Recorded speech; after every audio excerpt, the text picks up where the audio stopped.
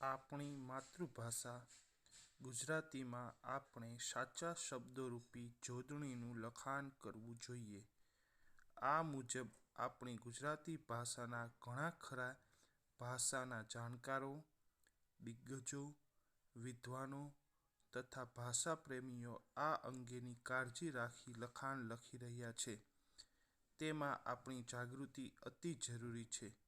તો આવો આજે આપણે જોડણી વિષયક પ્રસ્તાવનારૂપી વાતો કરીએ તથા શબ્દોની સાચી જોડણીના નિયમો અંગેની ચર્ચા કરીએ.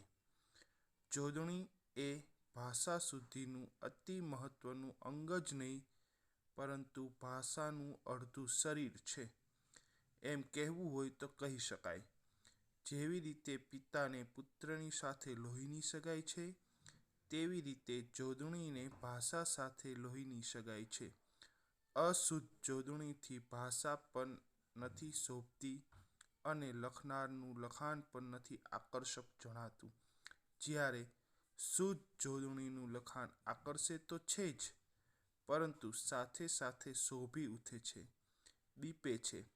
અહીંયા એક યાદ રાખવા જેવી વાતનો ખાસ ઉલ્લેખ કરું છું કે જોડણી એ ગોખવાથી યાદ ન રહે પરંતુ તેને જો સતત આંખનો વિષય બનાવતા રહીએ તો તે સરળતાથી યાદ રહે છે અને સાચી રીતે લખાય છે.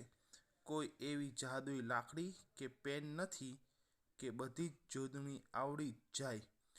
સાચી જોડણી લખવાનો સૌથી સરળ ઉપાય છે શુદ્ધ રીતે છપાયેલું ખૂબ વાંચવું, સતત લખવું અને આંખોને તેની ટેવ પાડવી. વારંવારના મહાવરાથી જ સાચી જોડણી શીખી શકાય છે.